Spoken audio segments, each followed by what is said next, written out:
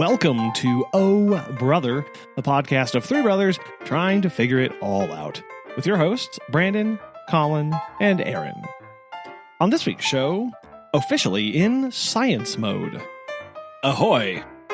Ahoy! Hi, how do I sound? Pretty good, actually. Okay. I have my microphone on a box, and because I forgot. Perfect. I forgot my stand. It's okay. Hey, you remembered your laptop this time, so I feel like this is an acceptable trade-off. We are at least 20,000 leagues better than we were last time.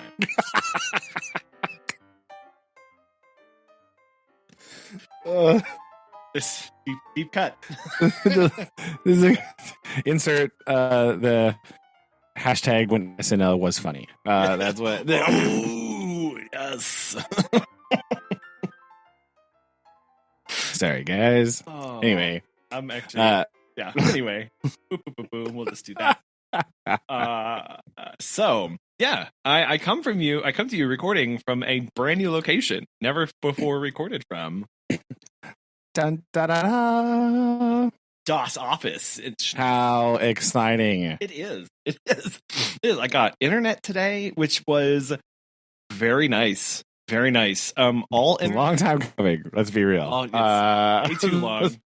But for a person who does the majority of their bookings online, and online business good. and podcasting. So yes, you have two podcasts, and some say it should have been done sooner. It's fine. It's okay. Here's Priorities, right? It's fine. Don't worry. Say shout out to how T-Mobile does this. So I have a 5G mobile router for my mobile 5G modem for my internet. So what they do is they ship you a little tiny box, not tiny box, but they ship you a box, within which is, and then there's a little plastic, the modem. And in that has been inserted a SIM card like you get for a cell phone. Oh, wow. You open it up, you plug it in, you open their app, you press a few buttons, and you have internet. That's all right, that's pretty sweet. I'm not gonna lie, that's pretty good. And because it has a SIM card and it bounces off of 5G modems, you can take this with you. And it's not battery powered, so it does have to have access to a plug full time. But I'm like, what? Why is internet delivered over cable at all? Like, this is this is ridiculous. Like, nobody had to come by. Right. Like, there was no box that had to be installed. There was nothing. And even if I wanted to, I could. It has an Ethernet port on the back, so I could plug it into a separate Wi-Fi router if I didn't like this router and do something else with it. So it's literally, there's one cord into my wall, and I have 5G speeds to everything now. And I was like, this was way too easy. Like, I thought I had done something wrong with how easy. That is shocking, right? Like, I know. In a world where everything is like, oh, we're going to schedule a window for someone to come out, and it's going to be 9 hours, and they're going to charge you $100 install fee, and you're going to have this little box and all this stuff, and they're going to have to run some cables, and nothing. Like, I just unpacked it, plugged it in, went to the app, and was like, okay, thanks. Like, you scan a QR code on the back of the little modem, and you're up and running. I was like, well, okay. Yeah, it's hard to argue with that, really. That's good. so +1 for T-Mobile. Good job. All right, there you go. Yeah.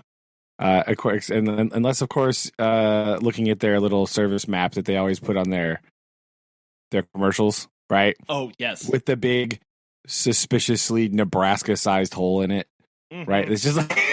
It's like, what did Nebraska do to? What did Nebraska do to you? What kind of weird? Like, something is wrong. Like, there's something at the state government level that means that this is not happening, right? That's what's going on here. There's no reason.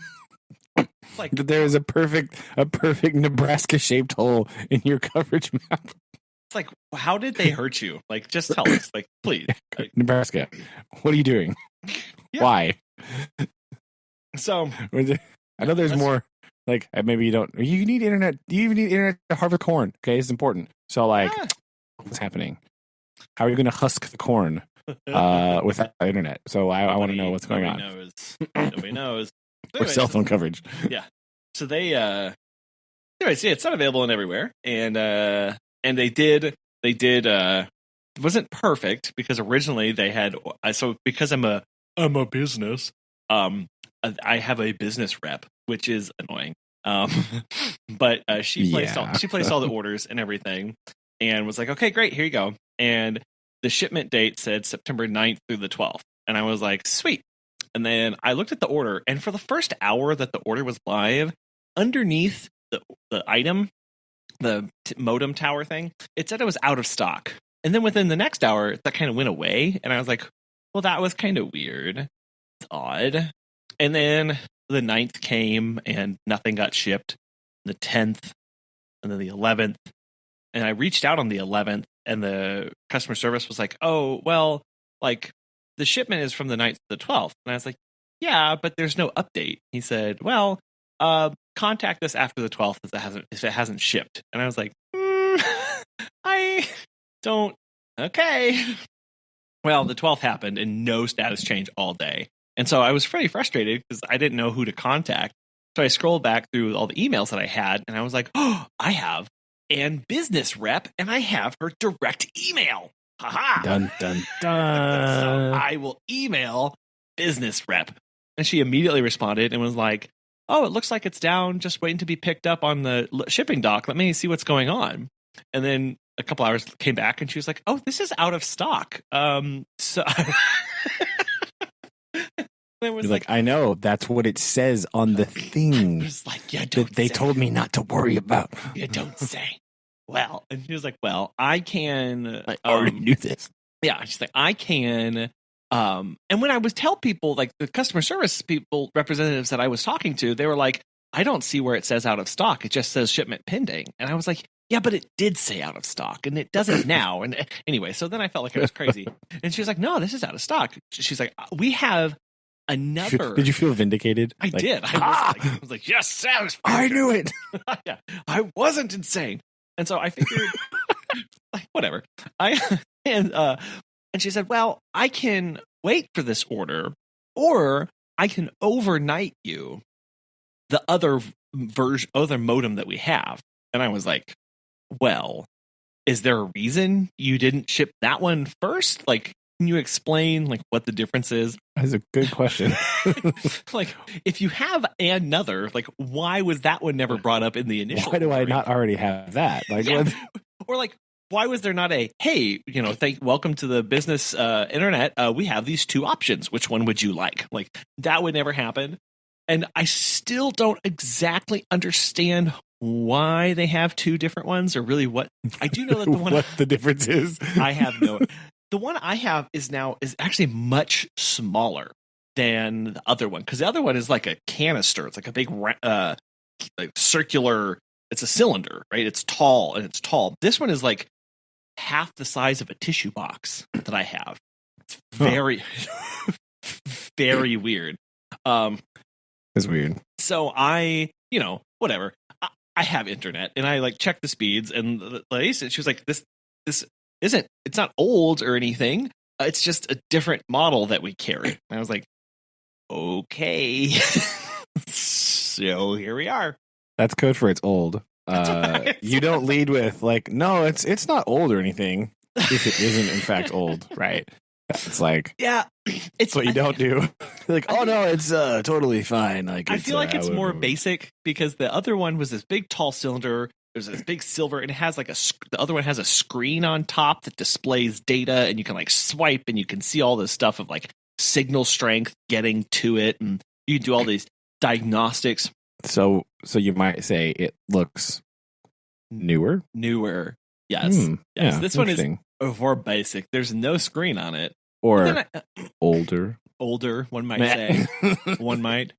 But then I'm like, does it have the same Wi-Fi technology? Yes.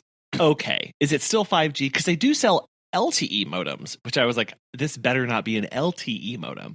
Wow, really? Yeah, I know. Maybe that's what Nebraska gets. That's Boom. haha, change that map. And I was like, and then on the other hand, like I'm not here that much, but like this is kind of an as needed kind of service now. And it's a bonus for my staff who can come here and use our Wi-Fi and whatever. But if I were hitting this heavy and I was in there daily and I had all sorts of things bouncing off of it, I might have pushed for the other one. Oh, and then I did say, so if the other one becomes available, she said, "Oh, we'll ship that out to you, and just use that box to ship the one you have back to us." I was like, Done. "Okay, done, fine. Don't cancel my other order, but also." Yep. So that's that was interesting. That was an interesting experience. It's been here's your total review. It was a wonderful customer service experience as far as like it's a month-to-month thing. There's no cost for any of the equipment. It's you just pay when you need it. When you're done, they ask for the equipment back. If you don't ship it back to them, they will charge you for it, which makes sense. I mean, yeah. Right. And then you're just done. And it's like unlimited internet access. And it's, it is limited on the 5G speeds in your area. So that they can't, well, I mean, yeah. They can't guarantee. So like my area, that would be 0. Like right. And so they don't guarantee speeds like typical other internets. If you go with Spectrum or Charter, whatever, they'll say, "Oh, here are the different tiers of internet speeds." T-Mobile is just like, we don't do that. You get it, and then it's as fast as it can be wherever you are. I mean, yep, that makes sense based on that it's like a cellular internet service. So for that reason, and I'm like, this is working out. And I literally set up in like less than 15 minutes. It was awesome. Always a bonus. Always. So yeah, that's what I did today. And then I immediately, like, I was racing. I was trying desperately to stay in my office so that I didn't miss the delivery because they needed a signature. And I was like, no. So it's like the dreaded signature. And I did have a note on my door that was like, if I'm not here, the people across the hall will sign for it. But I know sometimes they won't do that depending on the whatever. Good enough. It's not good enough, right? So I was like, I'm here, and I heard the knock, and I was like running across my very tiny office. Yeah, I ran the 4 steps across. Yeah, exactly, to get there. And because then I got it set up, and the reason I was also kind of rushing to get it set up was because I had to. I had some things I needed to be doing online that I had kind of committed to that I was really hoping that I would have internet for and I wouldn't have to like tether to my phone or something. And so I got it set up and with a few minutes to spare was up and running. So nice. Can recommend plus 1.5. There you go. Excellent. That's all that in a bag of chips. What's new with you? I mean, nothing new per se, but just like trucking along, doing school things. I had one of those manic moments today where I was like coming to school, right? I was like in the car and I was like, idea. Like, so I got to school and then had to immediately rush over to the high school to raid the science cabinet. I needed a ring stand and some mesh, right? I needed some tongs, everything's fine. But I was like, I want to do this demo. That'll help. And then I was like, I don't have this stuff. Oh no, this is bad. So I have I was going to do the demo where it's like talks about, it's a demo for how heat from the Earth's core can move the plates, right? So what you do is you have a heat source and you put it under a thing of water and then you just put like little pieces of paper on the surface of the water.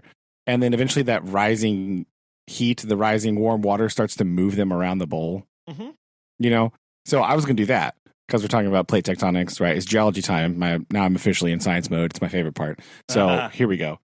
And I was like, okay, I have a beaker. Okay, one of those like standard 200 mil beakers, right? So I got one of those. I have some tea candles. Boom. I have a hole punch, so I can just make little circles from an index card, right? Oh, yeah. But I don't have a way to hold the beaker above the candle. Without using my hands. Yeah, I don't want to do that. Nobody does. Like, so I ran over to the high school and was like, the problem is they're redoing the lab area over there. So they like cut out the lab tables that are 1 billion years old and like falling apart. And so they're going to get these like mobile lab cart station things. Interesting. Right. Yeah, they're kind of cool looking. And I don't know. I don't know exactly how this is going to work out, but like they ordered them and stuff. So they haven't come in yet, obviously, because nothing you order ever comes in, especially when you forget to order them. And anyway, yeah. So, but they're like a mobile lab stations, and you basically can have underneath them is storage for all the equipment. So you can store your electronic scales and some glassware and your microscope and stuff like safety, not safety goggles, they're in a different cabinet, but like all this stuff is just there. And then you can just wheel it around. And then, and it's so like if one of the other science classrooms needs to do a lab, they can just like wheel some of the carts out without having to raid the back closet and everything and all that stuff. Well, no. Like, because the lab was only in the high school, there's 3 science classrooms and 1 lab, but the lab is in one of the classrooms. Gotcha. Right. So it's like, it's kind of like how Mr. Reed's room was, you know, those lab tables over there. It was like that, except for the lab tables were much older and jankier. So cool. Yeah. But also broken. But now, instead of like having to like come in and run a lab while another class is having class, which is a bit problematic, right? Yeah. They can just wheel out however many of the carts they need, and they can do their labs in their own room. I think that's the thinking behind it. So it's kind of a cool idea. We'll see what it looks like in practice. Yeah. Either way, I'm on the 2nd floor, so that doesn't help me very much. No. And I need ring stands. So Sure. But all that to say is the science closet in that classroom was even more state of dishevelment than normal right now. Oh. Because like they emptied out all the stuff that was in those tables. Oh. Right, because all the cabinets under them had all the glassware and the stands and the burners and all that stuff, right? And so they're all in the closet. So I had to help. I had to help her dig around, and she was like, "Oh, it's in this box in the back." I was like, "Of course, it's in the back. I'm very sorry. I hate that you had to start your day this way, but I really need to bring stand." Anyway, so. So yeah, I got the ring stand, and she's like, "Oh, you probably should take tongs." And I was like, "You're right. I do need those because I always burn my stupid fingers because I always forget the tongs." Let's forget tongs. So I have everything ready. I tested it a little bit today. So during special class when they were all gone. So I have that ready. But even more excitingly, I got my school does this thing where they like. It's part of the PBIS thing where you brag on students for good behavior. Oh, sure. Right. Yeah. So you're like, oh, this week, this student was like, you know, really showing like following expectations like really well. Right. So then they get bragged on over the stuff, or whatever. And they get a little sticker and stuff. The 6th graders don't like to wear their stickers, but they totally hang them all in their locker. Right. They're like, no, this isn't lame. I don't like. Hang those in there, right? Like that's what they. Well, yeah, because they're at the intersection of like, I'm not a child, but also this is really. But cool. Also, like, yeah, I got this. That's what's up. What? But I got bragged on by one of the other staff members doing something, and mostly it was the librarian, because the library, I told you, they got new shelving, right? Yeah. Like new, I'll have to send you a picture of it. It's like huge amounts of shelving. And so they were down there, Susan and her were down there last night trying to like put all the stuff on the shelves. So I just walked out. I did all my grading stuff, and I went down and I helped tote books around the library, and remembered that the Dewey Decimal System exists. And like, it's a thing. It is a thing. I don't remember doing that since like 5th grade, but anyway. Been a minute. So anyway, she bragged on me, and the teachers, when they get bragged on, there's like a treat cart thing. What? Right? And there's like stuff on it. It's just like a hodgepodge of like random stuff that admin just gets and puts it on there, and you can get it, right? And usually I'm like, oh, bro, lame. I always go for, I rate it. I look for Post-it notes, Sharpies, nice, or expo markers. I'm all about that stuff. That's all I usually want. But this time, there's lots of other things like cutesy things and like Starbucks gift cards and stuff, but I don't care about that stuff. But this time, there was definitely scented candles in the little glass cup scented candles. And I was like, bro, science candle. Oh, yeah. So I was like, this is perfect. This is way better than my tea candle. This is great. So oh my gosh. Oh my God. That's how nerdy I am, folks. I was excited about a candle because I could use it in a science experiment. Fair enough. Gosh. It's great. Now the candle wax won't melt and get all over the base of my ring stand. This is a good point, right? Perfect. Right? Ta-da. And when it runs down, then I can just stick my tea candle inside. Boom, it's fine. There we go. Right. And now it is a holder for the next tea candle. Yeah, it's a holder for the next tea candle I have. So, kapow. Got that figured out. So that was my excitement for today. I got really overly excited about a tea candle because I could use it for science tomorrow. So sounds like a really good highlight. I mean, yeah, it's basically what it is. It's pretty great. So I was excited. I was like, this timing is perfect. Yes. Understandable. So the kids were like, what are you doing? I was like, don't. We're also, it really confuses. I like confusing the children, right? So they walked in the room and all of this material is sitting on my lab table. Oh, shit. With no context. Okay. And I have this sign that I made that says, caution, science, do not touch. Perfect. And it's and so I put it on the table, like in front of all this stuff, and they were like, "What is that?" I was like, "You'll find out later. Don't worry." Don't worry. Yeah, but remember, don't touch. Like, but don't touch it. Don't touch the science, please. This science could be hot, so don't touch the science. Yes. So they're just like, what on earth? Like, it's fine. Don't worry. It's okay. It's okay to be scared right now. We're all a little scared. Yeah, we're all in this together. I'm testing this out to make sure it works for tomorrow.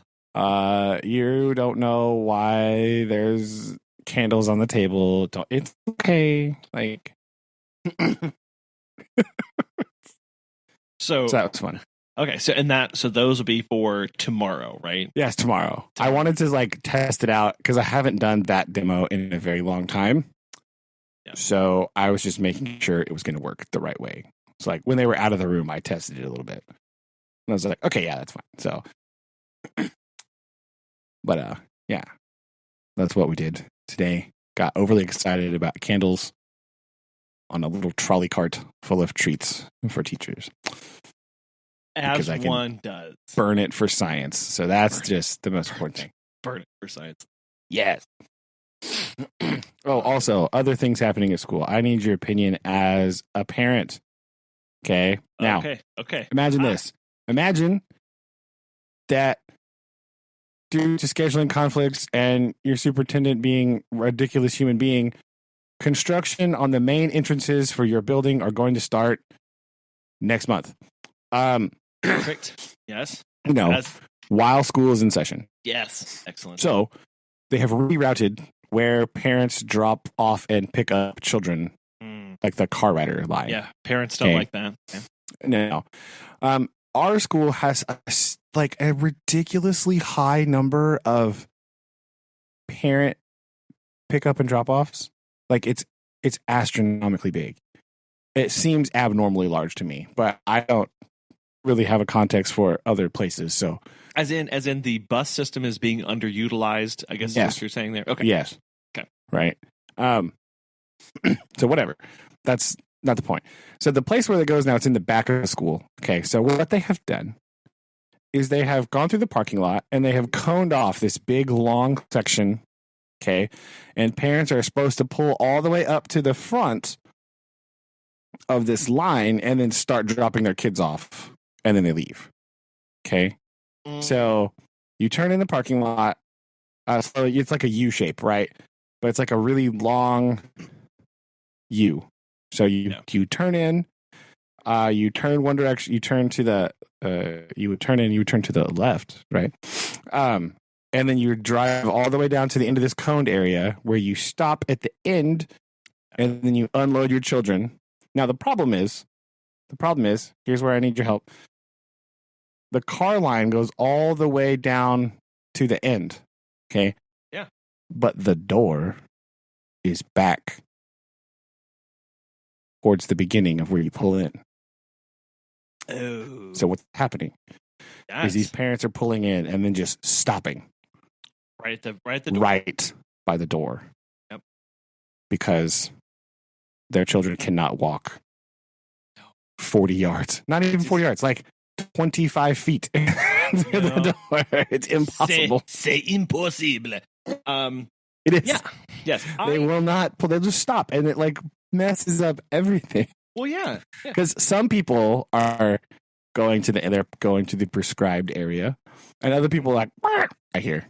Not getting out until you're right. And it's not just the little children. Right? Oh, no, it would make sense if it was the parents of like a kindergartner.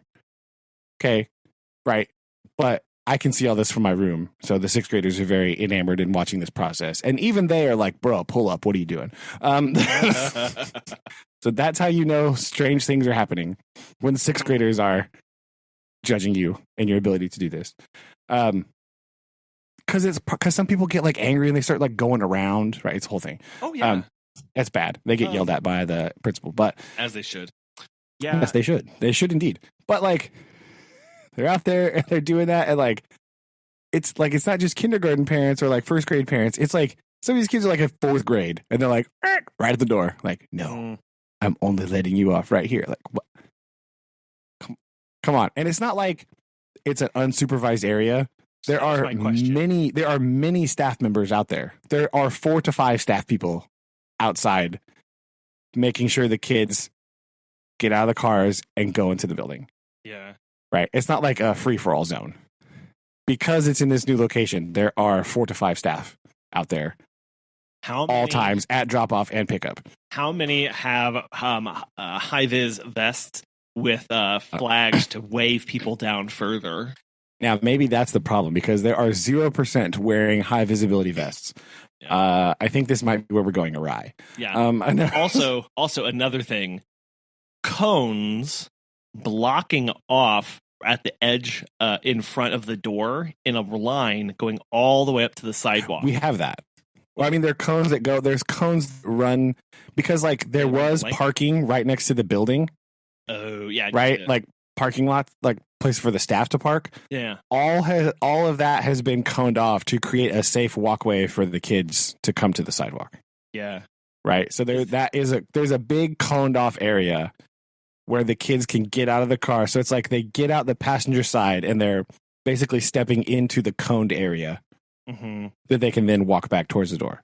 Yeah. And is it taped? Is there a string or tape in between the cones? Well, no, because then they couldn't walk through the cones. Yeah. Well, I'm just trying to figure out how you creating a better barricade back by the door. Oh, yeah. I don't know how to do that. Yeah. Just completely block off the door. No. Yeah. Go around. Yeah. Yeah. It's just a very odd thing to see. I went through, I don't know if you've been through a more modern Chick-fil-A recently. I have not. Okay. I don't. So the one in Springfield, I don't really like their chicken sandwiches. It's fine. It's fine. It's fine. It's fine. I think we're not getting Chick-fil-A's into the overrated. We're not getting into the chicken sandwich debate. Okay, nobody's doing that, but they have this same problem because their whole drive-through system is very like relaxed. Right? There's like sometimes there's people out there taking orders at the beginning. Sometimes it's a machine, and then the one here in Springfield, you pull up. It is not a window.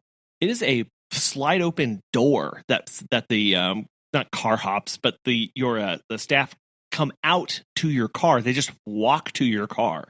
That's weird. It is very odd, and it doesn't really make sense. But they want a more personal touch, I suppose.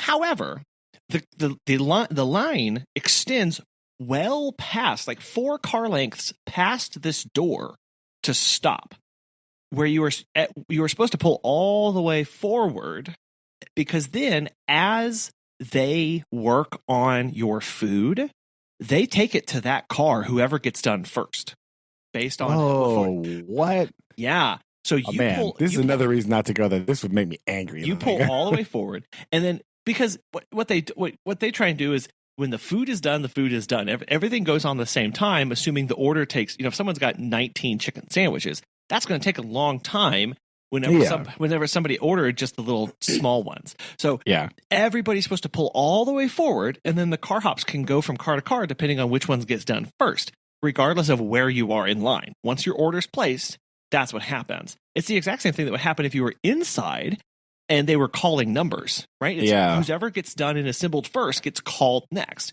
So they're trying to replicate that. Yeah, but however, that doesn't work in a car situation. However, yes. Who pulls all the way forward? Apparently nobody. Yeah. Nobody. They stop at the window and they go, well, I'll wait. So that's the problem with trying to differentiate yourself from everybody else, like literally. Yeah. Because Chick-fil-A's thing seems to be like, we're not like other girls, right? That's them, right? They're like, we're not like other chicken sandwiches, right? Like, yeah, but everybody else understands how drive-thrus work, and you're like, not us, man. Like, stop it. What they have to do is they have to force people effectively who stop there. They have to get the car up, come forward, and tell them, you need to pull all the way forward, and they will walk the car all the way up, and then say, okay. We'll be with you when your food is ready. Efficient. You almost need to have somebody at this point where people are dropping off to kick the door back shut and say, nope, go up to Mr. Stevenson up there waving the flag at you. That's true. More aggressive door kicking. Okay, exactly. I'm going to ask them about that. I think also just messaging about safety would be more important. I'm not sure how that was communicated to people, if they were just like, hey, new drop-off line, have fun. There was literature that was like a map and arrows and a description of how it works. And then they had it the first day of school, like every administrator was out there, like pointing them where to go and standing there like the first week. And then they're still like, no, door only. Yeah. I mean, the number of people doing the no door only thing has decreased just from casual observation, that like looking out my window while I'm taking attendance and stuff in the morning, like getting my stuff ready. And it'll probably never go down to exactly zero. Well, no. But continued messaging, when it's kind of hard because people don't really think about that until they're in the line. But you have to start messaging that, like, with the map, with all that stuff. YouTube, or not YouTube, but like Facebook Lives, drop-offs, like stuff would be really good. Look how trashy this is. You could even have, I know teachers don't do anything after school's over, so you could have teachers never grading papers and doing all that ridiculous stuff. No. Well, you just cleaning my classroom. Check out when that last bell rings. I know how the teacher life is. So you could even. I never leave the building until after 4:00. What? Yeah. Yesterday it was 7. Yeah, well, you were busy doing other stuff. That's true. I was toting. You were toting lots of things, heavy items. So. But yeah, no, that's parents are selfish when it comes to their kids. Unfortunately, that's a hard nut to crack, because they obviously see they're like, entrance there. Why? Like, but trying to explain to them in that moment of like, Timmy can walk. It's going to be just fine. Go. And I think the problem is it's just because it's not where this is supposed to happen, right? In the old place, this didn't happen because the door was at the front of the line. Yeah. And so like the door was the end goal. Right. And so anywhere along the line backwards, you could just, a lot of parents would just like, they would be in the line and they would just get out of the car. Yeah. Right. Yeah. It makes and so that they could just, after everyone, they would just, a whole big chunk of them would drive forward. Yeah. Right. And I think it's just because this is the opposite way that it's like, so like, oh no, because the door was always the goal. Yeah. The door is behind you now, which is like, oh no, I can't. It makes psychologically, it makes sense. I have passed the goal to where I was trying to get to versus like, it doesn't matter. It's 6 one way, half a dozen another. It does not matter. So, that would be, it'd be probably a few more emails and some videos on YouTube. Some shouting. Facebook. Some shouting and door kicking. Maybe put the checkered flag way down at the end. So people are like, oh, the finish line is down there. Yes. Yeah. Go all the way to there. Yep. And then every time a parent does it, you throw a piece of chocolate in their mouth. So they get the little, or just like shoot confetti at them. Yay. Woo. Yeah, exactly. Hooray. Put a medal around their neck. Positive influence, positive reinforcement. Yeah, that's right. All right. Thank you for your hints. I will relay them to the team outside. There you go. Also, back to bad order taking real quick for drive-thrus. Yeah. I also hate Andy's with a fiery passion, right? Oh, okay. Because they do the same thing. They just have like a person outside taking your order. Yeah. And they just sort of wander around. But like, for whatever reason in Springfield, home of Andy's frozen custard, like it's the longest line in the whole history of the universe for ice cream. And I know people will fight me. They'll be like, bro, it's custard, bro. It's so... No, shut up. It's ice cream. I don't care. It's not that great. Like, it's fine, but it's nothing special. It's okay. My own wife, like, fights me about this. She, like, throws rocks at me when I say these words. But... coming in hot today with all the opinions. Yeah. But, like, there's a dude that just walks around, and he's got a little thing, and he'll come up to your window, like, way far away, and be like, what do you want? Like, well, I don't know, because the menu board is over there. This is a good point. Yeah. Like, why are you taking orders 5 cars before I can see the menu? Because apparently what happens at Andy's is you have one thing that you get 100% of the time, and you never change your mind ever. So the fact that there is a menu apparently is just like shocking. And so he'll be like, we were there one time. We went a while ago, and we had like somebody in our car who doesn't go very much. And we were like, well, we need to wait to see the menu. And he's like, go to the website and look. Like, oh no. I was like, bruh, no, get out of my car. That's bad. That was not exactly his tone, but it was basically like, well, you can look it up on the website. Like, sure. Yeah, then why do you have a menu board? Yeah. If you're they're angry about their menu board. It sounds like they're just itching to get rid of that. Next time you go, it won't even be there. And it's weird to me that, like, I don't know, the amount of people is shocking, because like when I was a kid, I remember there was like the one Andy's, right? Oh yeah. And it wasn't that busy. Like, no, I don't know what I mean, on like this like Friday, Saturday nights, there'd be a lot of people there, but like it wasn't that busy. You could just, and it was only a walk up counter. Yeah, maybe that's a problem. Yeah. Maybe that's a problem. You had to walk up there. Mm-hmm. So that alleviated some things, like, but it was just a walk up counter. And then even when they made that second one over on Campbell, like it was still just a walk up counter. Yeah. And now you had to get out of your car and go. Yeah. And they're annoying and badly designed, and they don't show you the menu clearly soon enough, apparently, for a grumpy iPad order boy to get your ice cream order done. Yeah, just Google it, okay? Why don't you just Google it? Yeah, just Google the Andy's menu, bro. It's fine. Like, no. I haven't had Andy's in a long time. I don't like it. But I'm not like a big ice cream person, right? Yes. So like, I don't really care. Susan loves Andy's, so we always have to end up going there. And I'm like, this parking lot's a mess.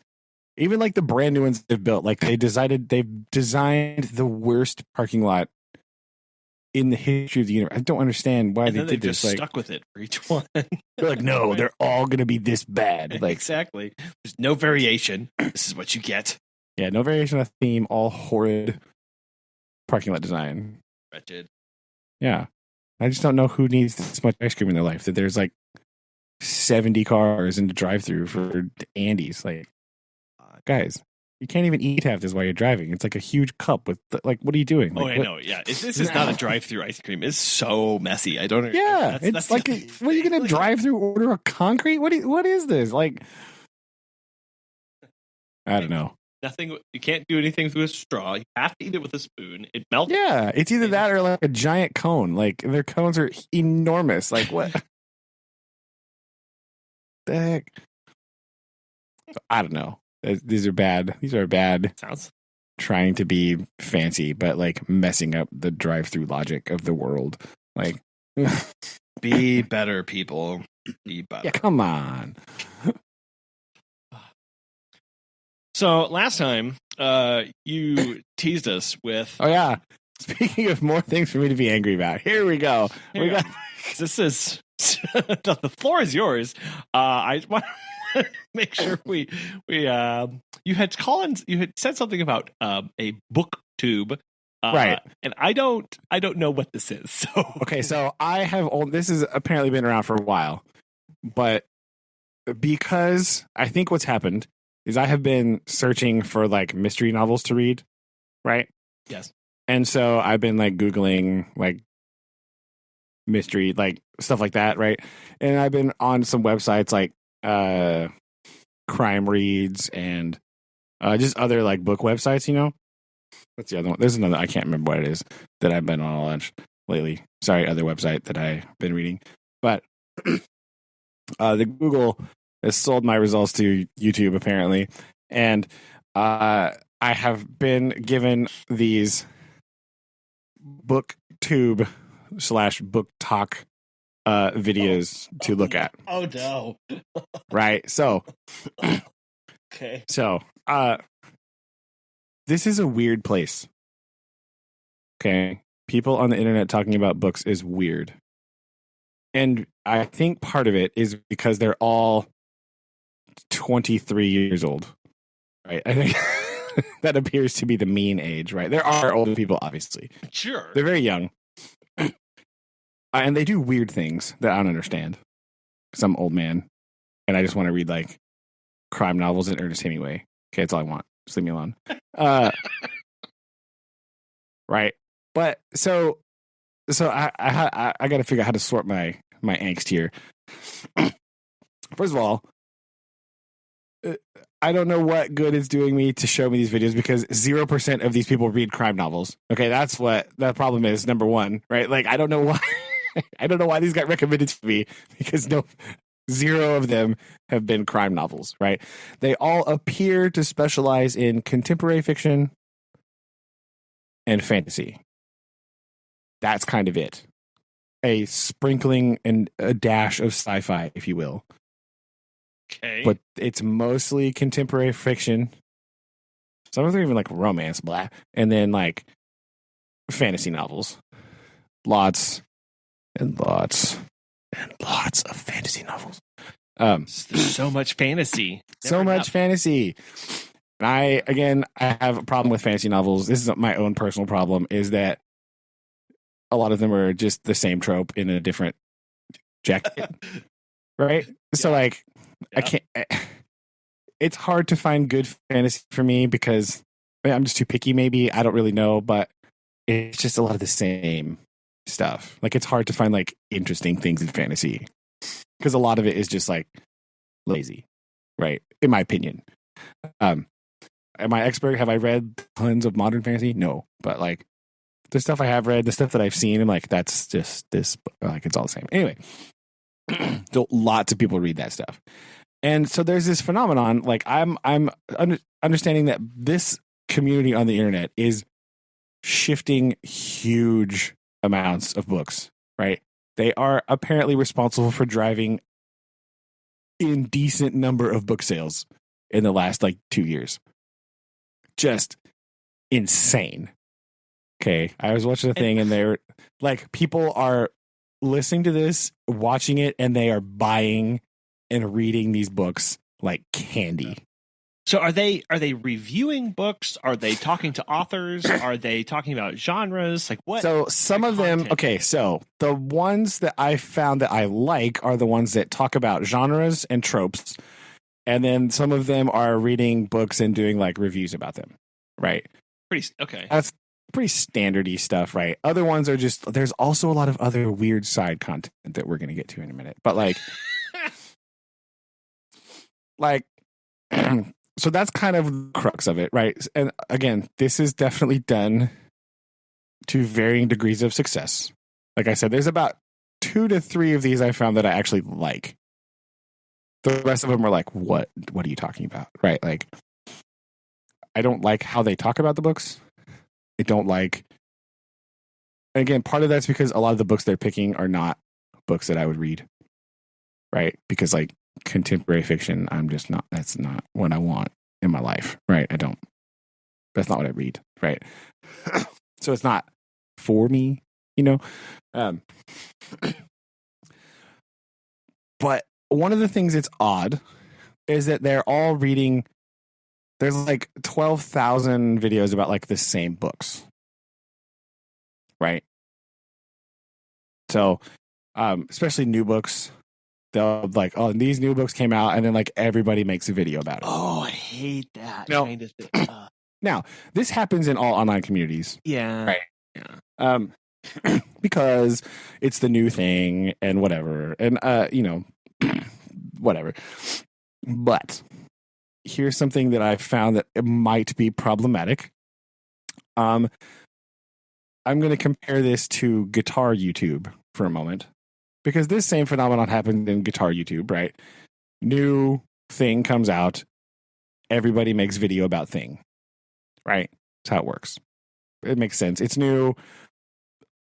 But in the guitar world, a lot of times the company will send this thing to you with the understanding that you're going to make a video about it. And that will drive their sales. Because you're a reviewer, right? That's you're a reviewer. Yeah. And so you get product. Now, in the guitar community, it is extraordinarily taboo to receive a product from a company and not disclose that you received it for free.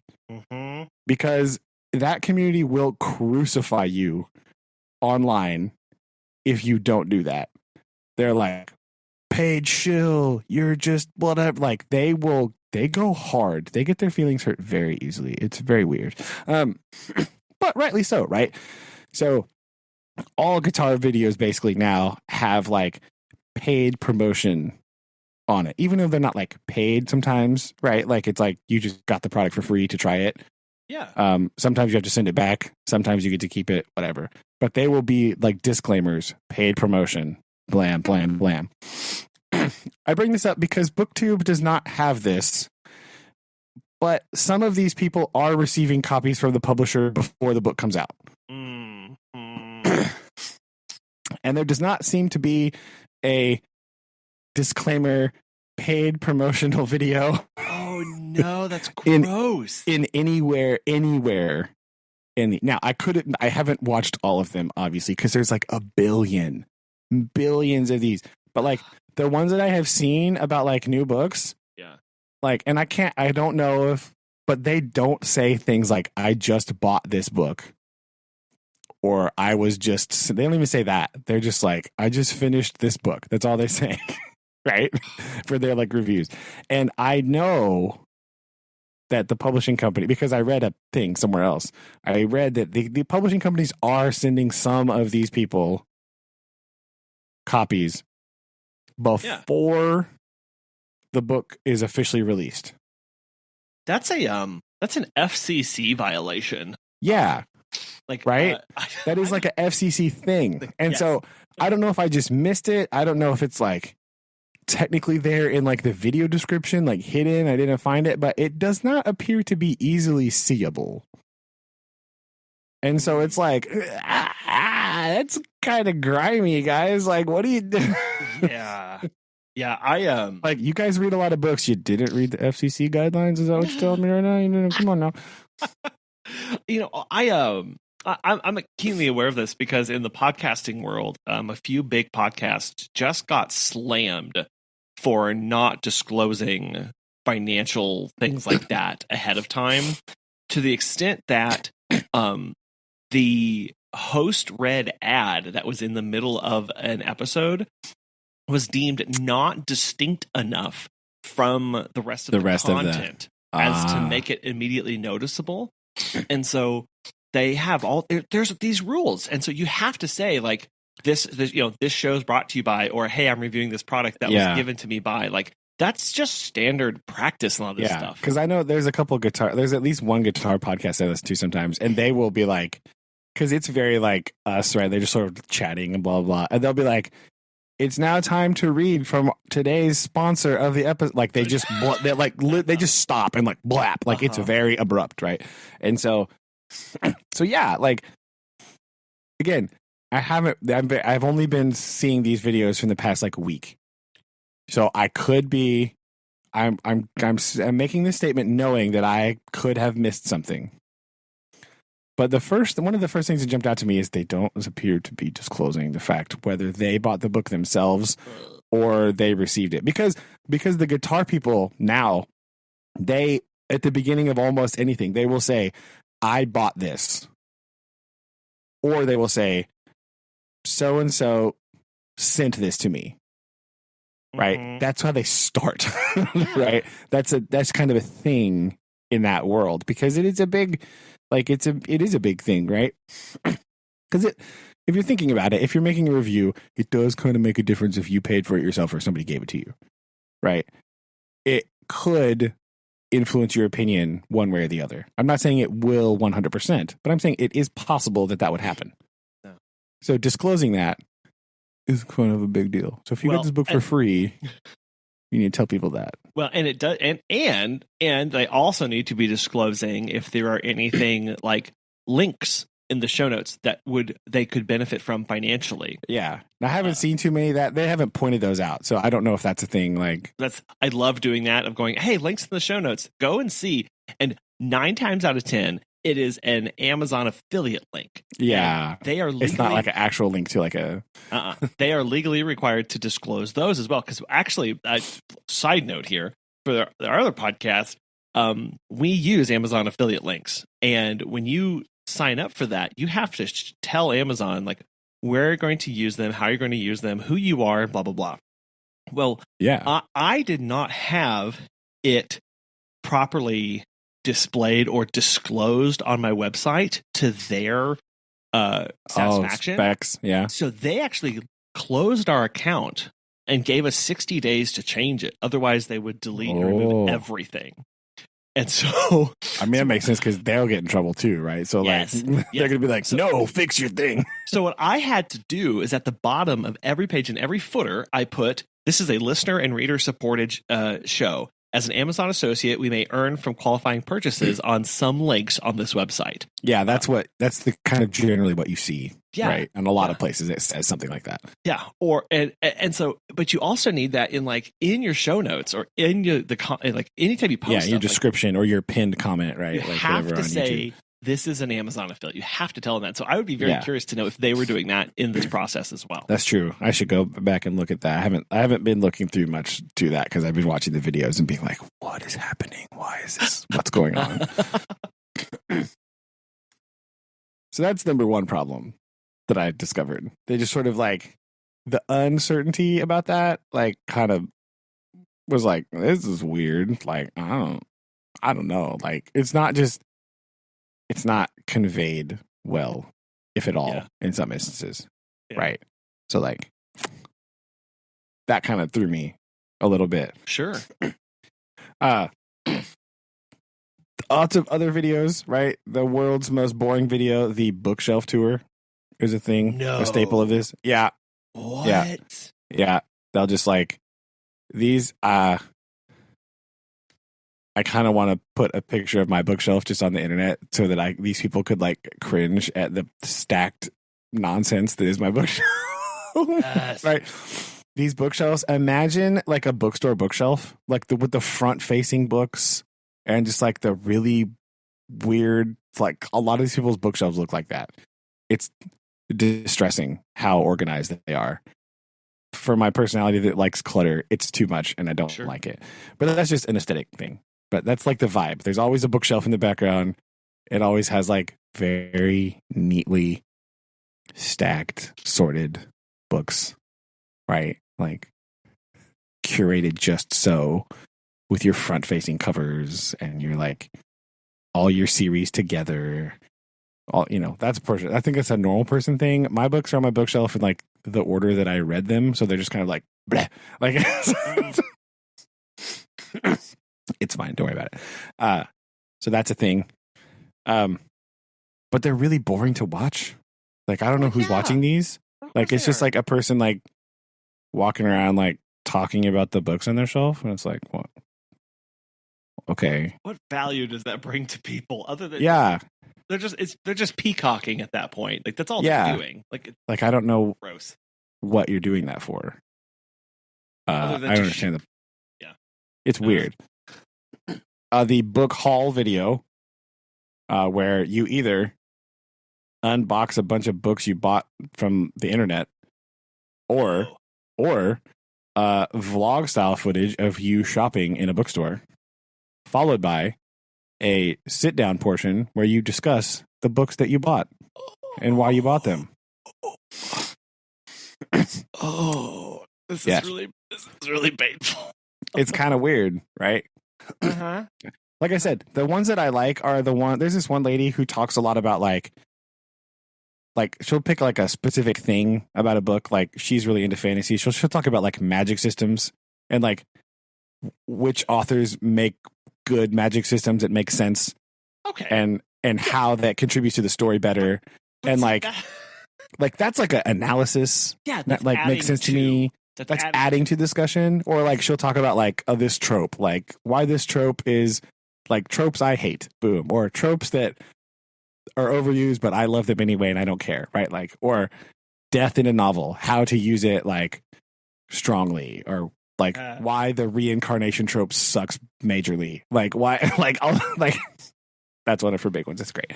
But like, this is kind of sounding like some of the other worlds that are like this. I'm just gonna throw this out there, like interior design in a sense, like cabins. Like there's a thing called out there. There's cabin core. There's food. There's pens. There's stationery. Like there's a world that does this, but it's only like look at me, look what I'm doing, look what I have. Which is on some extent, it's nice to see pretty things. It's nice to see things. But like on the other side, it's so shallow. Right? It doesn't give you anything. Right? Yeah. Fountain pen reviews are like that. I watched a bunch of those when I first got into like writing with fountain pens and stuff. Yeah, and they're like really weird because they just end up comparing everything to like their $1,000 pen. And you're like, that is lame and not helpful. And why do you just keep bringing up that you have this pen all the time? Like that's weird. Because they have like, a pen. Yeah, they just like pet it. Right? They're just like, my precious. Like it's weird, right? Yeah. Oh well, this $15 thing is fine, but it's nothing like this straight from Japan. Yeah. Well, you're like, oh my gosh. I can see very much how this is very, very, very in line with. It leans into that, right? Like one of the other guys that I actually like to watch. He's like a literature major, and he will just like read. Like he'll like some of the videos that are hilarious is he'll read like books that celebrities recommend, and he'll be like, he'll just kind of give his review on those books if he's never read them before. Okay, so those are kind of funny.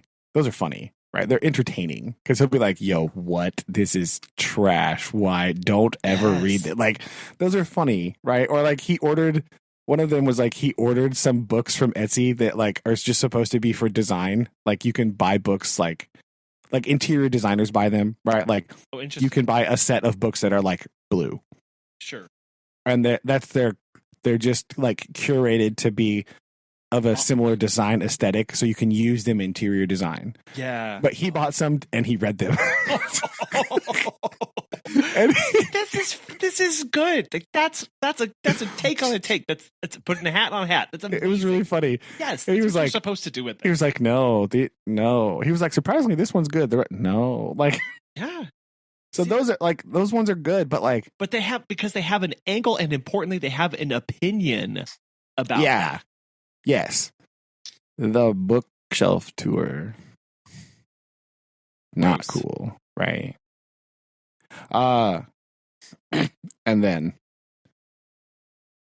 sounds like you've been saving the best for last. Oh, I have been. I even showed one of these videos to Susan, and she was like, "Oh my gosh, why?" There is the TBR game. Sorry, the what? Bro, I can't. They call them the monthly TBR game. TBR apparently stands for to be read. Right? So, these people, not everyone does this, by the way. This is important to know. I have to say this. Not every person that I have been investigating does these. But because I guess it's been 2 weeks now. I started watching these about the beginning of the month.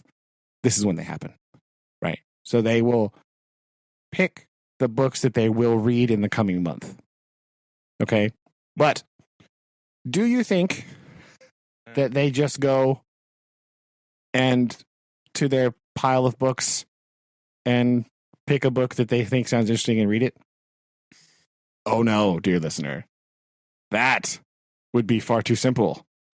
You can't make a 20-minute YouTube video out of that. Do you know what you can make a 20-minute YouTube video doing? Playing the most convoluted, ridiculous game that you've ever seen in your entire life, that is half rules, half made up on the spot, to choose the books and the amount of books that you will read in the coming month for your channel. What? Okay, let me explain. I don't. So, usually how this works is this is the most convoluted thing you're ever going to hear in your life. So strap in and hold on. These people make these like prompts that are like books with one word title, or like things like that, and they put them in cups. Okay. And then some of them have it's often played on a calendar. Okay. So you have a little token game piece and you put it on the calendar, and then you have some dice and you roll it and you just move along the calendar like chutes and ladders till you get to the end. That's how you do. That's your game board. Now, some of them have devised these very convoluted things where they put bonus marks on certain numbers on the calendar, right? Because they have different levels of prompts. They have like normal prompts, like some weird thing. They have like hard mode prompts, and they will use like these convoluted ways to put these marks on their calendar so that when their game piece lands on that, it determines which bin you choose your prompt from. Right? Sometimes there are convoluted rules about if you have 2 marks on one, you can try to combine the 2 prompts from 2 separate jugs into choosing one book for yourself. Yes, I don't follow either, and I'm explaining it. Why? They have... I don't know. So they do this, and they go through all this, and this is how they choose what books and how many books to read. And some of the numbers these people land on is idiotic. I don't know what they're doing with the rest of their lives, but some of these people make videos that have titles such as, I only read 15 books this month, and here's what they are. What? Yeah.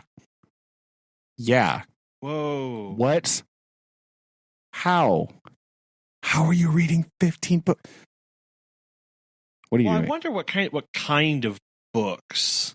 They range anywhere from like contemporary fantasy novels that are like 600 pages long. Contemporary fiction, again, they're mostly contemporary fiction, romance, fantasy.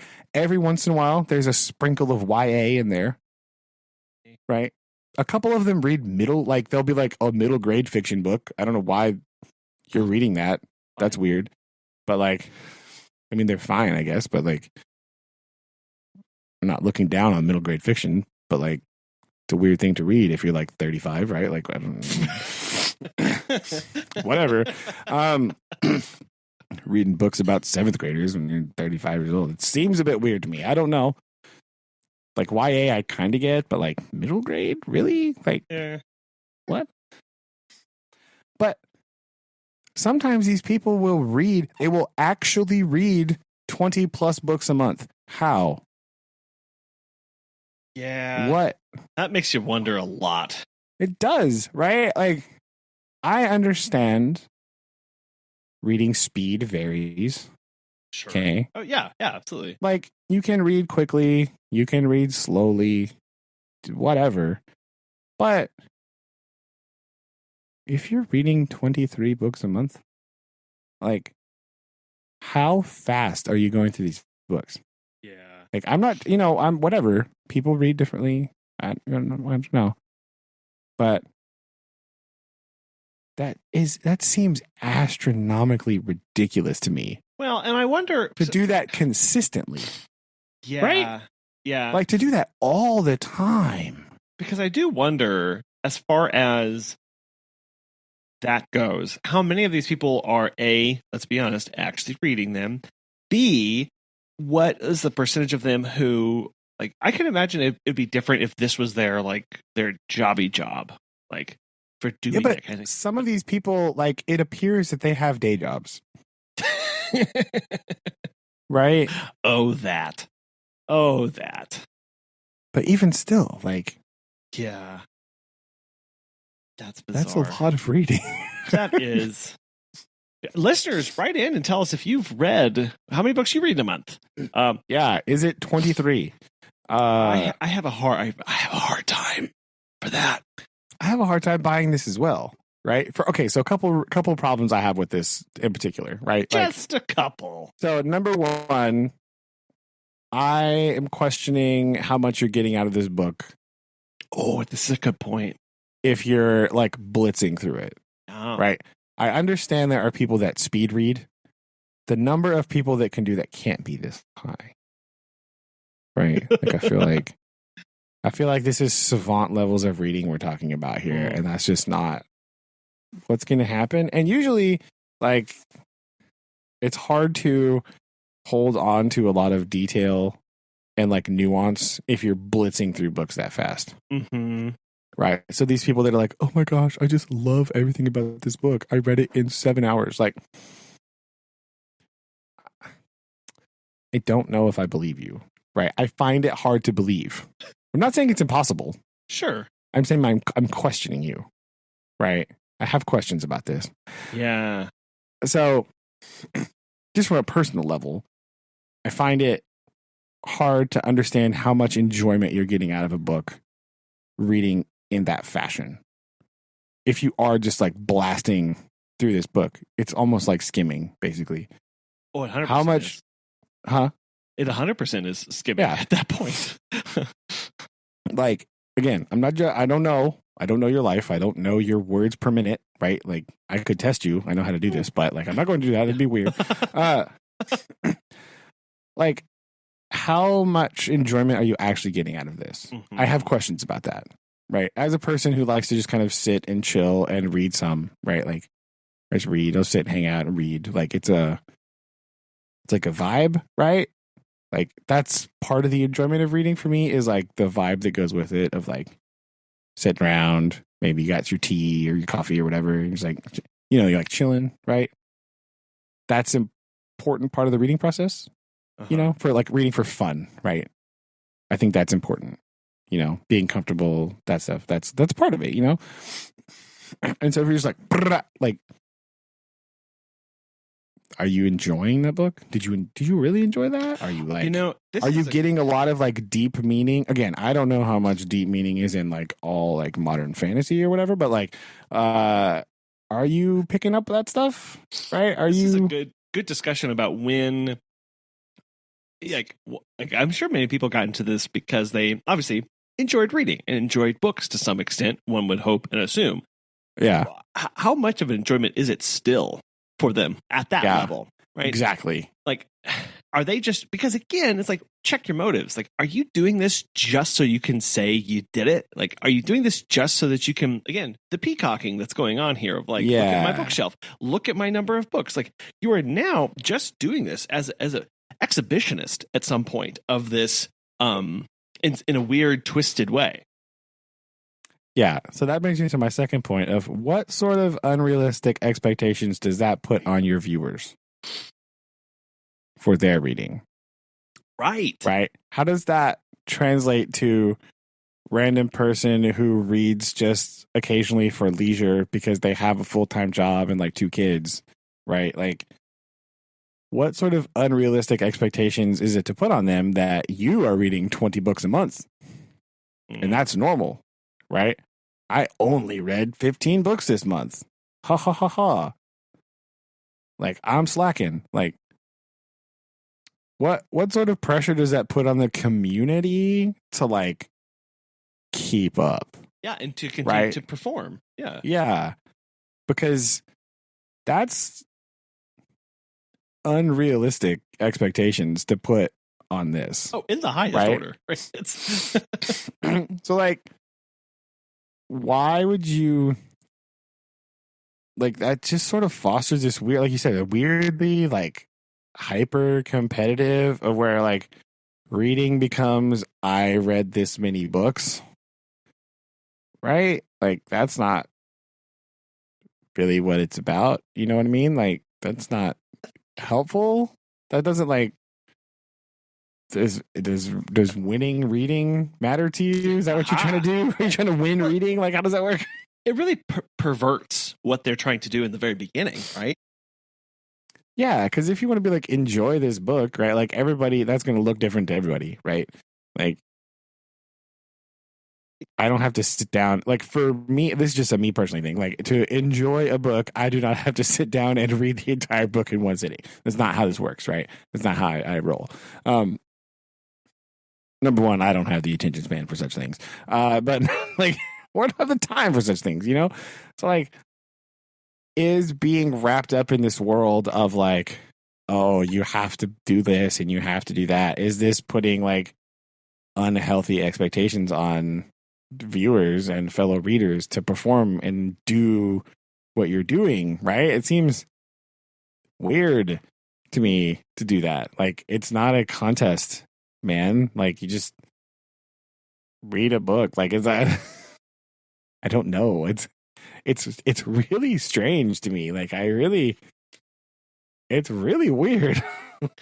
Well, but again, if they are doing this in this voyeuristic, exhibitionist kind of way of having the attention all on them, it says the motivations are extremely selfish. And I'm not trying to judge everybody in the booktube community, but I do see this across. Sorry, I will not place a but there. I'm not trying to judge everybody in the booktube community. I see this kind of behavior across a lot of kind of communities. No, it's true, right? Like, is that when people start to kind of take this and turn it and mutate original expectations, and it turns into this flashy, look at me, look at what's going on, look at how I'm doing this. It changes I guess their motivations shift from. I mean, yeah, I think that's accurate, right? Like, yeah, because why are you doing it still? Like, I don't know. It's really weird. Well, and then many in those communities, and I know this is a problem on YouTube, of once you start doing that kind of content, that kind of feeds into itself, because what gets the most views, typically the most extreme perverted versions of what you started out doing in the first place. And so you have to continue to do that. And then you have to continue to feed the beast. And then you have to continue to do more and change the prompts and then change the number of cards that are on there. So you don't have an option to ever read just one or just two. Some of these people play 2 TBR games at once to get their reading lists. What? Why? Exactly. Right. Why? Well, because everyone else is doing 1 reading list a month. So I have to do 2. And sure, somebody's going to do 3. And then it's like, at what point did somebody step back and like you've been doing is in asking, do you actually enjoy this? Like if obviously you are good at reading because you can read this many books, but are you enjoying it? Right? Like, yeah, right. Like we assume like, I don't know. I think of things like a craft. Like if you really enjoyed woodworking, and then all of a sudden you were like, well, I've got to make 9,000 pieces of wood carved whatever trinkets this month. Well, that stops being enjoyable for you because then you're just manufacturing them and you lose the reasoning, you lose the craft. You lose the ability, like those other channels that you mentioned, to have an interesting take. There's no way that every single one of those people who are reading 22 books from these weird lists has an interesting and unique take and opinion about every single one of them and how they fit into the larger context of what they're definitely reading. Don't have a unique take, that's for sure. A lot of them are just like the same thing. And you see that in guitar reviews. I see a lot. Oh, of that. You do, absolutely. A lot of that in like technology reviews where, I just got my new iPhone today. Hey, look, the screen's bigger. Look how bright it is. Look at this cool photo. Anyway, Thanks guys. See you later. And it's like, oh my gosh, like, oh. But to actually I actually enjoy when those kind of reviews come out and I'm actually looking for something. I really like to watch the reviews that come out like a month later or whatever, for somebody who's sat with it and used it and thought about their perspective. And then they're not competing with all the noise to just get it out there and the flashbang kind of production. It's true. My favorite guitar reviews for guitar pedals there are some people that will do these things where they're like, they'll have another person help them and they'll do blindfold reviews of like the same like style of guitar pedal, and they'll like put them behind a board, right? They'll like hide them, and they have like the whole price range, like the cheapest one all the way up to like the most expensive one, and it's just like a person playing be like, no, I love that one, that's my favorite one. And it's like sometimes it's hilarious because it's like the cheap one, and it's like, boom, yeah, see, it's not about the dollar value, it's not about this, it's about what you think sounds the coolest, right? Yeah. Same thing with books, right? It's not like, everyone's reading this book, so it must be good. Like, no, that's not. Nope. Right? Like, hard no. Right? The other reason that I can't trust some of these booktubers is because some of them I watched some of their list of like their all-time favorite classic novels, and they have the picture of Dorian Gray very high up on the list, and I just can't. I can't get behind that trash. That is one of the worst books I've ever read in my entire life. So I can't really. I don't know how trustworthy these people are. I don't know. Someone who likes Dorian Gray. Hey, if you really love a picture of Dorian Gray and you think it's great, I had. There's one reviewer was talking about this. I don't even remember who it was. It was just a random one I watched, and he was ragging on some authors of that same time period for being overly descriptive, right? And like talking about how like, I don't really need to know what the carpet in every room looks like. He's talking about like Daniel Defoe and like some other people, right? And then he goes and lists a picture of Dorian Gray as like one of his favorite novels of all time. I was like, dude, have you not read? That's what Oscar Wilde is doing in that book. Like, that's all it is, right? It's all it is. The whole thing is like description of carpet and couches and rugs, right? Like, and tapestries and curtains. Like, I understand why he's doing it, right? It makes sense why, because he's trying to describe the opulence that Dorian lives in and how everything is perfect, and like it's like juxtaposing like the ideal thing against the real world, but it's boring, and it's like just the whole book is that. Like, I get it. Move on. Mm-hmm.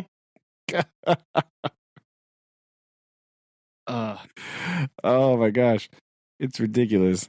Like, so yeah, those are my main thoughts on this phenomenon. Sounds highly entertaining. It's very. There's also a very. Forgot about this part. This is a separate thing, right? So this is like a side. It's like a offshoot of the things that are just odd.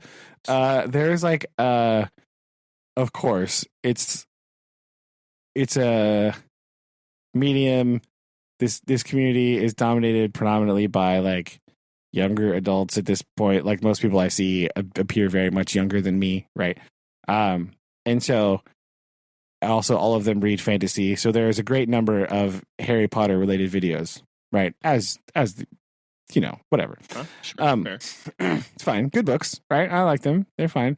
But the number of videos that are like, yo, did you know this about Harry Potter? Like, dude, that book is 25 years old. Still trying to. You stop. Like, I understand you like it. I understand it's pretty good. You're not going to really have too many like new hot takes for me, right? In a book that's like 25 years old at this point in my life. That right? is so widely read. This is a big problem with a lot of content about, and it's not any fault. I don't know where I fall on this because I do struggle with this because they are having many people who go back and read those books in real time, like or reading those books in real time or just discovering them now, have all of the same thoughts and emotion that many of us experienced 20 years ago. That's because that's totally what they're fine.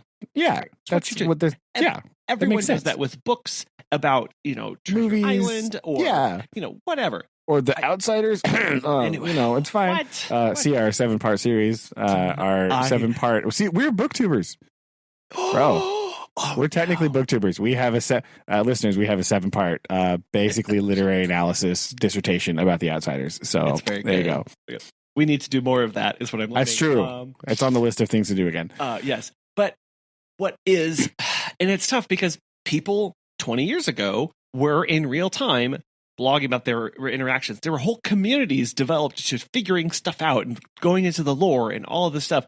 It is awkward whenever that is now out of the initial, when it takes place out of the first phase, right? And the second, third, fourth waves come, and people now, I think even more so than 20 years ago, a lot more so now than 20 years ago, there is this impetus to immediately publish and release my opinions about this thing right now in real time. That is part of our social media culture and part of our 24/7 stream of consciousness that we must have online at all times. Instead of, I'm going to tie this back to angry Andy's ordering iPad guy of like, instead of taking a moment and Googling for a little bit and going, has anybody else had this thought before? And that is hard. And because I feel like when I say that, it's kind of like old man yells at clouds. But I will say, like in when I was, in scientific literature, you have to do that. You have to, any sort of research, you have to go, hey, I am just now reading on the origin of species for the very first time. I have thoughts. Let me go see if anybody else ever read this little book. And that process helps progress literary analysis, ideas, concepts over time. If we continue to think we have to start from zero, like nothing else has existed before I have come into the world. If we have that mindset, nothing new gets created. We can have no new thoughts or perspectives on something, and it won't change because it's just that's what happens. And so instead of getting more complex ideas over time about the interaction or more in-depth analysis about Harry Potter, we get, did you know that this thing happened and this, like, it's like, okay. Like that's, yes, I did. Yes, like, did you read this in the book? Like, yeah. How about putting it into the perspective of where the current, fantasy literary world exists today and how it stands up compared to other novels, or tell me how this book has influenced ones down the line. Because nobody was writing about that in real time. No, we couldn't. Nothing had been influenced because those were the books we had. So tell me. That's the other thing I wanted to bring up with you specifically. Because when Harry Potter was published, you were the target audience. right? Yes. Like it was you. Squarely. Like, well, I mean, this book came out in 1997, right? Is that right? 96, 97? Yeah. So and I know it wasn't like when the first book came out, it was just like whatever, right? I don't think it was on anybody's radar until some people were like, oh, this is pretty cool. And until there was like at least 2 or 3 of them, then people were like, yo, hey, read these now. Yep. But because you were like, those books are kind of written as they're basically a coming of age story, right?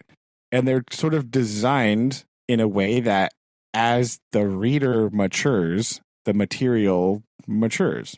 Right? Yes. that's how they're written. It's very interesting, right? Because not a lot of other book series do this. So like the first book is pretty like chill because it's kind of designed to be read by people that are the same age. As the trio, right? Yep. And so like, varying publishing release dates and stuff, it's kind of designed to the reader is kind of supposed to start reading them when they're like, I don't know, 11, 12, something like that, however old they are. And I think 12, right? And then like that's when you're supposed to read the first one. And then you're supposed to, as you're growing up, you read the rest of them. Yes. And it's a very unique experience doing that. And it's a very different experience from doing that than reading them all like when you're 12. Or like some people do, like reading them all when you're like 20. Right? Yeah. It's an extremely different experience. If you sit down and binge the Harry Potter series in your 20s or 30s and you just read them one after the other over the course of 2 months, let's say 3 months, that is not as impactful as I am not saying you're doing it wrong. Okay, I'm not. No. But to have, I'm just saying there is a very. I think you participated in the extremely unique experience of reading those books as they were published. Literally grew up with them because each year or year and a half there was a new book, and it was like, oh. When I am now, as I'm going from 6th grade, 7th grade, 8th grade, 9th grade, 10th grade, 11th grade, like I have been reading these books for now 7 years. Exactly. And now the protagonists at the end of the story, there are a lot more. Like you can go back and go to Philosopher's Stone. The concepts in there, the trials, the issues that they are grappling with, extremely simplistic, right? The interpersonal relationships are very surface. The complexities of relationships between characters, the problems going on in the world are very, very black and white and very simple.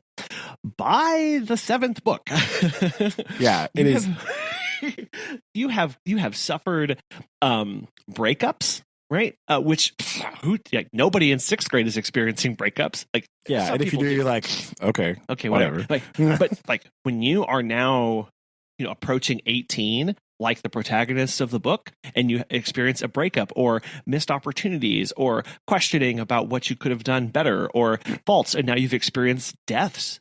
Right, in your life, and they have experienced deaths and how they grieve and these struggles, and the themes get much more complex, and there is definitely a shift, especially in the movies, of like it gets really dark, and it's the palette, right? Yes. Like, just look at the color choice between the first movie and the last movie. It is accurate, right? It's a bit lazy filmmaking, but it is. I mean, it's like it's the tone, right? It makes sense. Like it does that. They do get darker. Right, part of that's a feature of like having a different director every movie, but like just tonally, the movie. Even if you only ever watch movies, right? Like it's a big shift from like the happy and the books too, because it gets really dark and depressing and scary. Well, and you don't know what's going on. It's a lot scarier in the end than it is in the beginning, right? Like massive upheaval, turmoil, family strife. There's a lot going on there. That the first book was just like, doop-a-doop-a-doo, look at this beautiful place, and it's so literally magical, right? Yeah. by the end, but you're seeing the world through the eyes of a 12-year-old, right? Yes, yeah. As a 12-year-old experienced it, too. Yeah. And that experience is exacerbated when you are or very close to 12 years old. Yeah, like exactly. like you were. You know what I mean? Yeah.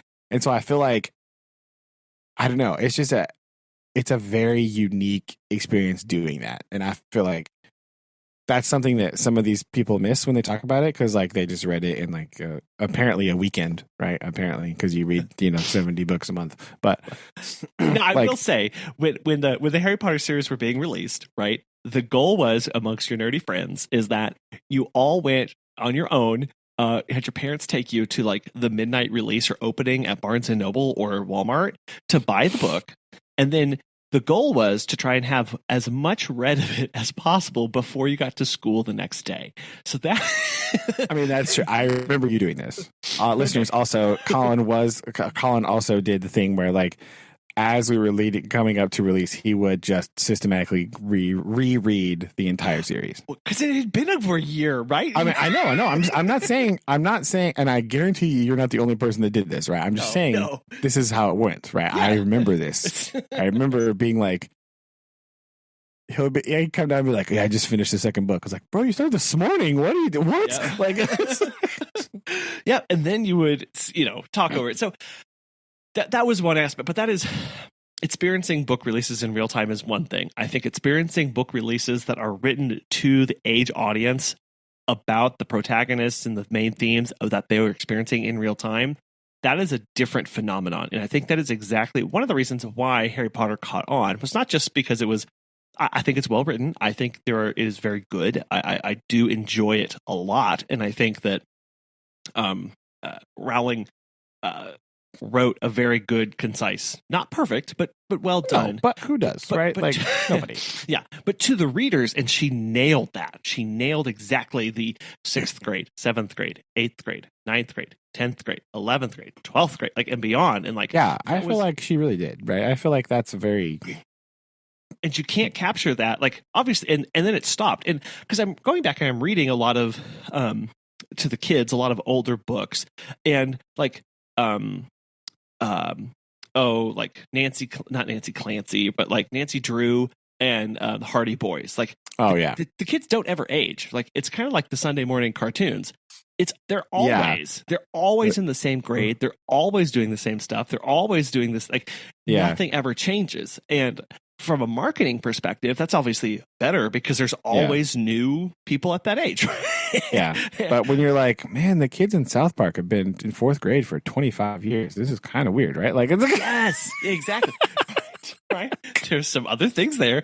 To actually have I'm going to say the I don't want to say courage, that's the overdrawn, but to have I'm going to say gumption to say, no, this is a progression from point A to B, because it could have just been Harry's Wizarding World of Wonders for 6 years or whatever, or infinite. I mean, yeah, it very easily could have, right? Like, it could have been, but just like 7 different books about 12-year-old Harry, right? That could have happened. Yeah. But that would have been not near as cool, right? Like, no, that's what made it really special in that moment, to capture that. And really, for those of us who were able to experience that in real time, and not to say that you can't experience this now, because if you're going through this, just wait to read the next book. I mean, just but that's true. Wait a year between every book you read.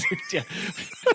Parents, buy your children all 7 of them, but only keep them on a bookshelf, but only give them one a year. You're not allowed to read them.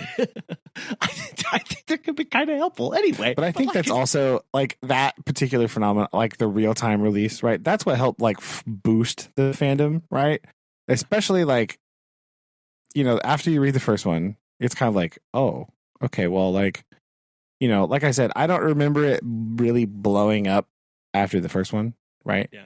But like, when you have this time, now you have all this time between releases to be like, yo, what's going to happen in the next one, right? Like, what do you think about that? And you sort of like, it's just this building, right? And then the second one comes out, and then now more people are reading it.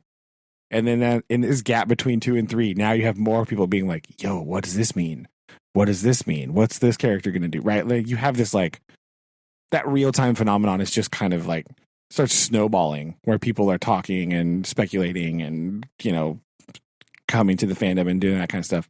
So it's just like, kind of builds in this really weird organic way that way. Well, yeah. And again, I'm not saying that's. I'm just saying that's how it got to where we are now. That's. I'm not saying like it's bad or whatever. But like, yeah. Well, because each time a new one was released, now you had another piece to the puzzle, and then you spent the next year devouring that one in all of the other literature that came beforehand. Yeah. And being on Pottermore was one of the first website communities as I was a part of. Where in order to enter, they had a little Quizlet of like take your sorting hat quiz, and then there, whatever. Like you had to do that to get in. But then you could just sit and everyone could talk about, and you could really that was a lot of like investigative forces. Some deep dive and stuff right there. That's all you had. That's all you had. You just had the first 3 books and then the 4th book, and then like you just deep into that, and it really helped. So that by the time that the 5th one came out, there's just a ravenous rush to get it all. Yeah. So I just wanted to bring that up because you are one of those like people that experience that phenomenon, like, for lack of a better term, as intended, right? So like, I just think I think it's very interesting, right, to bring that up and juxtapose it to these people that are like nowadays, like, yo, did you? Also, I hate. Can we talk about if you start your video with "Did you know this?" I'm gonna not watch it. Okay, I just need you to know that, people on the internet, like, if you cannot even use proper nouns in your sentence, I'm out. Right? Like, stop it. And 9 times out of 10. Yes, I did. Oh, no! Come on. Anytime, it's just a rule. Anytime that there's a question in a headline, the answer is exactly what you think it is. It just does. I mean, there's no right. And if they say, "Oh, you'll never guess what this is," like, just take a split second and think about it. That's what the answer is, right? And you'll be fine. Yes. And if it's not, it's usually a horrible take and not true. I'll just say that's true. That's true too. Like, you're just wrong, right? You're objectively wrong. Yes. Like, so yeah, that's the other, like, there's a very large corner of BookTube that's Harry Potter related. Like, I mean, like, correctly, right? Because it's good. And it's a very, like, basically a modern classic at this point, right? Like, everybody has read it. And it's like, there's a lot of good stuff in there and a lot of good, like, things to enjoy. But, like, stop telling me really base knowledge things in a video. It's like, did you know? Yes, I did know. And again, this is why I struggle, because I don't want to take that joy from those people who are experiencing that for the first time. Yeah. Because we all I experienced that, of like the light bulb moment where it was like, oh my goodness, what? I didn't have the ability to run to YouTube and click a button and immediately live stream and then talk about my feelings and then shut it down. But B, I would have never done that in the first place. But like, so like, they have this outlet, and where a lot of people 20 years ago, which literally they came out 20 years ago, September 1st, 20 years ago, September 1st was the initial release date, which makes me angry. I think that's right. No, it can't be 20 years ago. It can't be 20 years because I'm pretty sure it was 97. It's almost like 25 years, right? Oh no, that was the movie release. Yeah, you see, the book is much older. Oh, yeah, I think it's like 20. I'm angry. No, it's 97. It was 97. It was 97, 98, 99, 2000, and then we had the world's longest wait between 2000 and 2003. Oh my gosh. Right. Because then she started doing 2-year releases. So it expanded past that. But yeah, because it was 2003, 2005, 2007. But that was mostly because the story became a lot more complex. That's true. And she was handling a lot of material and things moving on. And the books just went whoom, as far as like. Oh yeah, when you have them in a set and you have them next to each other, it's like, yeah, there's a point where they just like double in size. Yes, it really is. It really is. It is cute to look at the book 1 versus Deathly Hallows, and you're like, oh, well, okay. I think the Half-Blood Prince might be bigger, actually. Yeah. I don't know, but it's in the other room right now, so I can't see it. So, I set my Harry Potter box set by my Harry Potter Legos. Just, it's fine. Don't worry about it. But it's fine. Yeah. So they were originally released in 97, and then the movie was released in 2001. So there you go. 1 years on from that. Yeah. So it's over 20. Yes. It's almost 25 years in the book. Huh? But yeah, so you're right. 25 years ago, I think that's what you initially said. 25 years ago, like that ability wasn't there. We did that on Pottermore and other blogging sites like that. So I don't want to take away that joy of being able to express themselves and discuss. Yeah, because oh, go ahead. It's hard for me to balance those two out because I do recognize. I'm trying to cut out words that I don't mean, but I recognize that is that's an important process of enjoying, processing, and sharing your love for a particular story. I do think now we have a lot more context and things to add to it. That's where I want to see some of the stuff taken. Yeah, and I understand that, and I mean it's also like it's weird because a lot of kids just read them all in like middle school now, right? Yeah. So like I understand that these people that are making these videos have now grown up reading it. Like they've read them all probably multiple times, starting, when they were, 13 or whatever. But they read them all when they were 13 to begin with, which is, a little bit different too. But like you said, the balance is hard because you don't want to be old man shouting at clouds. You don't want to be like the internet heavy metal community because they are this person. Yes. They are the gatekeepiest gatekeepers that have ever gatekeeped in the entire world, right? They'll be like, oh, I can't believe you child just listened to Metallica the first time ever. Such a loser. Why didn't you listen to Metallica in 1980 when I did? Why? That's not cool. Exactly. Dude, I'm 14. What do you mean listen to it and stop?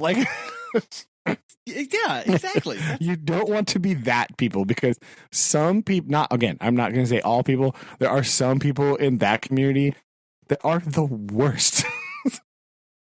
They are horrible. Nobody wants to be, I'm going to say nobody wants to be that guy. Obviously somebody does because that guy exists. Because that guy exists, right? That guy is real. He's a 50-year-old heavy metal dude. That's that guy, right? He's totally not. He can't believe that you just now heard Metallica for the first time or that you would like anything other than the exact perfect thing that he likes. That's illegal, right? Mm-hmm. You definitely don't want to be that guy. And you're right. You don't want to sap their joy because clearly if you're a person that's made tens of videos about the Harry Potter books, you are a person that likes them, right? Yeah. You don't do that because you don't like it, right? Yeah. You don't make silly videos like that because you are not a fan. You know what I mean? So I don't want to take away. You're right. You don't want to be you're not the right kind of fit because that's dumb, right? That's not what I'm talking about. But it's a weird balancing act of yeah, I know. But again, I read the books already. And I know this, so yeah. So I don't I guess I kind of have to fall on when you see that kind of thing. I think it is important to encourage additional questions when you can, and that's something that I think that I need to be better about instead of having that initial reaction and then just not commenting, sharing in that experience with them, being oh my gosh, that was such an amazing part of the book. I really like how they did blah, blah, blah, blah, blah. And then asking a question to prompt further discussion or further thought, because you've already had those thoughts.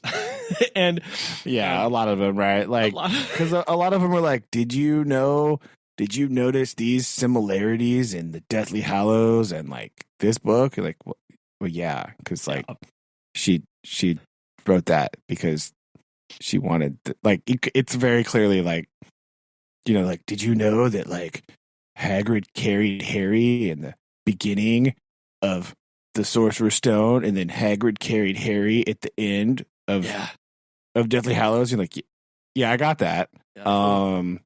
That was why everyone was crying when they read that part. Okay, I don't know if you know, but we all experienced that.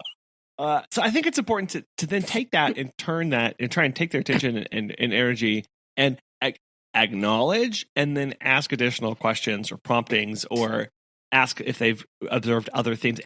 But that's hard too, because you don't want to come across as like, oh yeah, when did you think about this? Yeah, because you don't want to be like you're,